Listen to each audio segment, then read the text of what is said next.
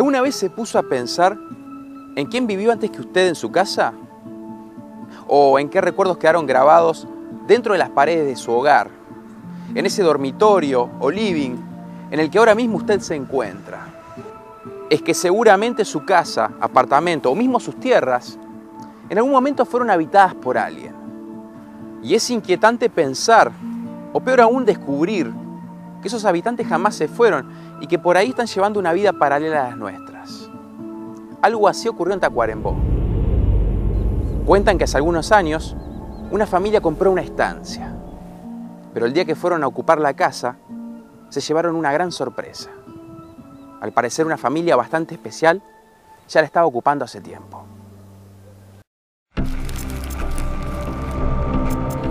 La otra familia.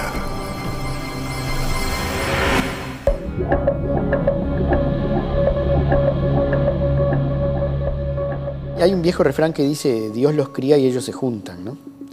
Y tarde o temprano uno encuentra gente y uno cuando conversa mucho con ellos después le abraza y dice, bienvenido al Club de los Locos. Es decir, porque uno va entendiendo que uno está percibiendo las mismas cosas y está buscando lo mismo. Quizá con una persona que me pasó eso, a pesar de nuestras enormes diferencias, incluso de edad y de enfoque inicial, fue con Néstor Gandulia, que trabajó Montevideo Mágico, que trabajó todo eso. Y un día cuadró de ir con otra gente al Sal Si Puedes.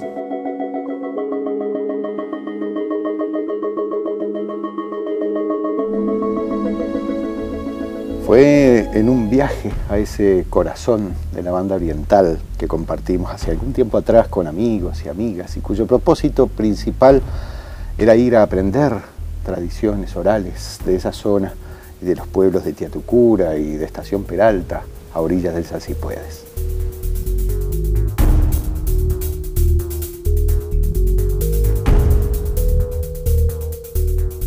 Nosotros, bueno, veníamos desde Montevideo, llegamos al departamento de Tacuarembó, iniciamos una suerte de pequeño campamento de horas de la mañana, de primeras horas de la mañana, con un amanecer que hasta el día de hoy cierro los ojos y lo recuerdo porque fue alucinante con todo el vapor del Sal Si Puedes, de la humedad de la mañana saliendo para arriba, una cosa realmente impresionante. Recuerdo que teníamos un buen termo de té, enorme, de té con limón que trajo Gonzalo para calentarnos el cuerpo, porque hacía un frío que realmente calaba los huesos, un frío de esa helada de campo que es impresionante, ¿no? Era un frío tremendo en el amanecer sobre el Sal Si Puedes, en los potreros donde fue la masacre, ese vaho, ese vapor que sale de nuestros arroyos en la soledad del campo y un sol impresionante que empieza a aparecer en el horizonte a pintar de colores todo ese panorama agreste. Y ese mismo día, el presidente de la Junta de Estación Peralta, estamos hablando de la administración anterior, estamos hablando de hace más de 4 años ya, nos lleva, entre otras cosas que nos pasaron ese día, que fueron muchas, nos lleva a su casco de estancia sobre el Sal Si Puedes y nos cuenta con la mayor naturalidad del mundo, con la naturalidad con la que se puede hablar con la gente que respeta, de que en el casco de su estancia, ellos viven en Peralta, pero en el casco de su estancia, en el Sal Si Puedes, sus hijos no quieren quedarse, prefieren dormir en el pueblo, porque pasan cosas.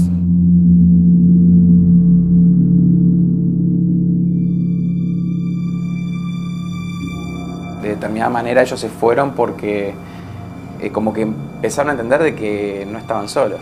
Claro, ellos se sintieron como invadidos, digamos, porque no supieron manejar una cosa que no supieron entender, no sabían cómo enfrentarse a una cosa tan rara.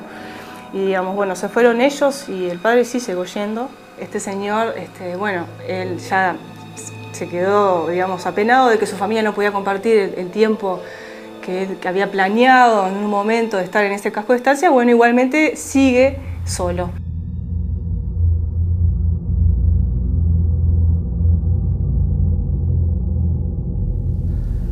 Los gurises chicos sí, eso no se queda acá ninguno ni loco. De pasar gente caminando por adelante tuyo, o sentirse los pasos claritos en el pasillo y ver la sombra de los pies allí como para entrar.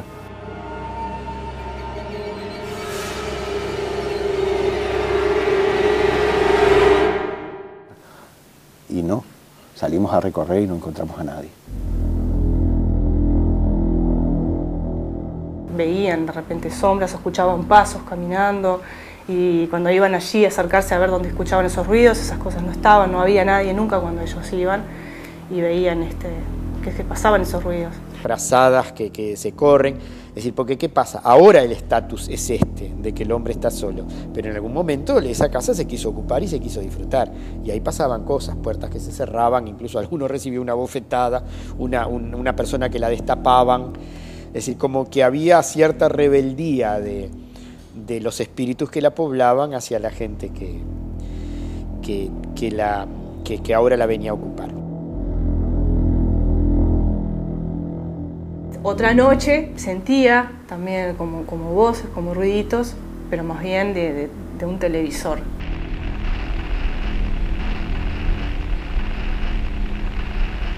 Se acercó al living y el televisor estaba prendido, o sea, solo, de alguna manera, se había prendido también.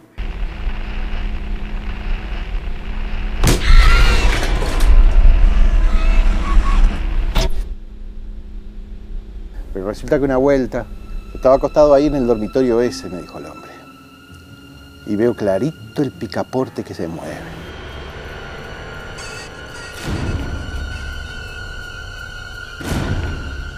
Y miro y el pestillo que baja.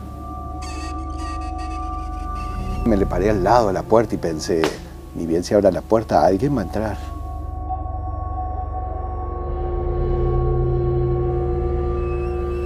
En eso vuelvo a ver otra vez el pestillo que baja. Y no me aguanté y abrí la puerta de golpe. No había nadie.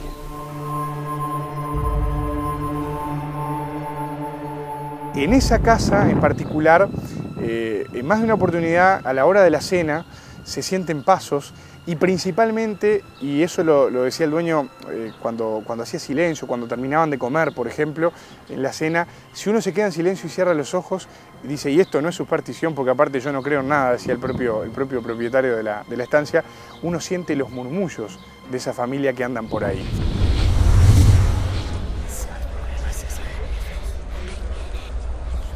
Son voces de hombres y de mujeres, tal cual como si hubiera otra familia viviendo acá, enterita y grande. Otra familia.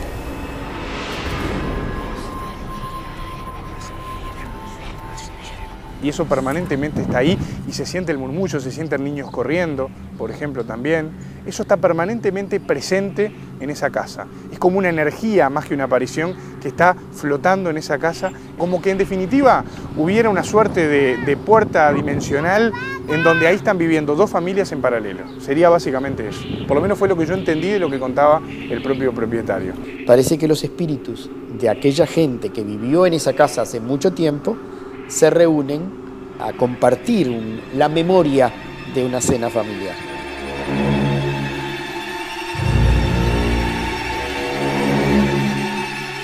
Pero otra noche sí, pasa y los ve a toda la familia completa en la mesa.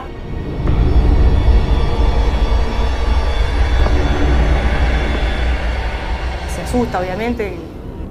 Confirmó lo que otras veces solamente era un susurro, eran unos ruidos, confirmó, o sea, hizo un contacto visual con todos ellos así sentados. Yo soy muy católico, fui a hablar con el cura y el cura, después de oírme atentamente, dijo que él tenía una imagen de la Virgen bendecida que yo podía poner en ese comedor para que los ruidos cesaran y las cosas cesaran, y que él iba a tirar agua bendita en la puerta.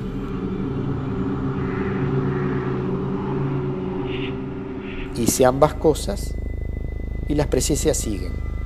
Pero es más, yo estoy percibiendo que ellos también se dan cuenta de mí. Que alguno de ellos tuvo la capacidad de verme.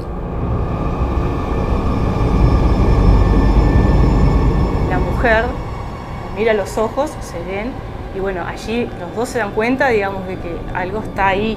Que, digamos, que para esta familia, que él vendría a ser un invasor, es alguien que es extraño a ellos, estaba ahí, y para él también, que está en su lugar, y esta familia le está ocupando un espacio que de hecho desplazó a su familia real. Y bueno, se vieron ahí, y bueno, es como vivir, digamos, en dos mundos paralelos, si se quiere, en un mismo lugar. y que están acostumbrados a mi presencia, me aceptan, me reconocen, me asumen como un espíritu ajeno pero presente en su mundo.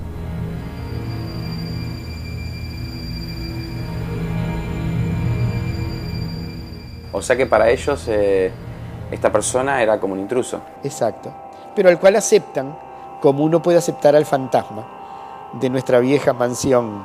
Como en las áreas rurales aceptan esas apariciones, Claro, que ya son comunes para ellos. como cosas del campo.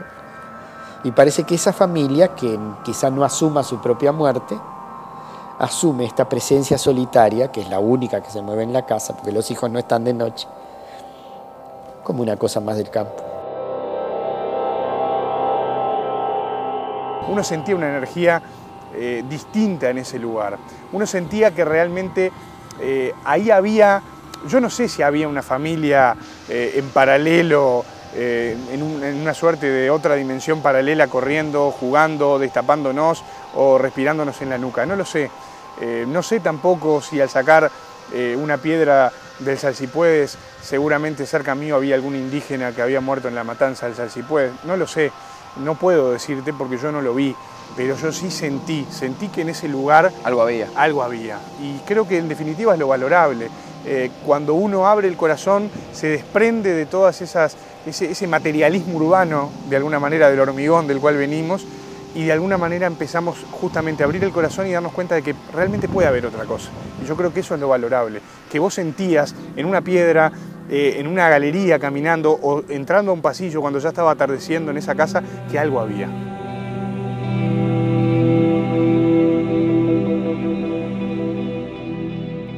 La gente de la campaña lo sorprende a uno con esa capacidad que tiene de convivir con las cosas que no entiende.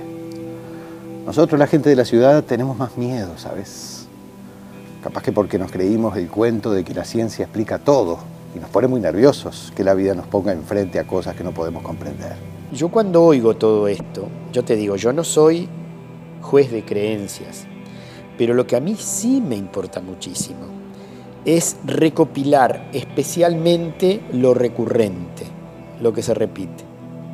Porque vos podés topar con el loco del pueblo, podés topar con una persona muy fantasiosa o con una persona que tiene alucinaciones. Pero el patrimonio colectivo, diríamos en términos matemáticos, es el conjunto intersección.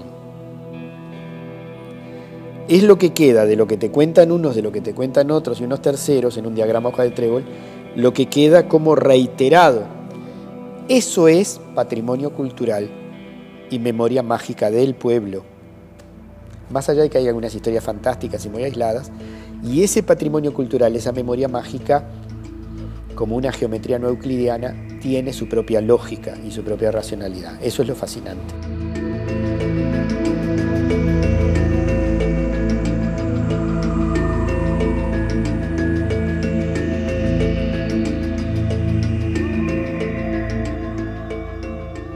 Al parecer, aquella familia jamás quiso abandonar lo que alguna vez fue su hogar. Esto suele repetirse en muchas historias y leyendas de todas partes del mundo. Viejos habitantes que se presentan, quizás porque un fuerte sentimiento de pertenencia hacia un lugar, de alguna extraña manera que parece casi imposible de imaginar, les abre un portal para que ellos puedan volver desde el más allá y así seguir habitando sus antiguos hogares. Y en general, estas historias de apariciones nos transmiten mucho miedo, porque es como que quieren marcar territorio, decirnos que ahí están y que ahí se quedarán. Por eso la historia que acabamos de ver nos resulta bastante curiosa, porque este hombre no dejaba de ser un intruso para aquella familia de espíritus.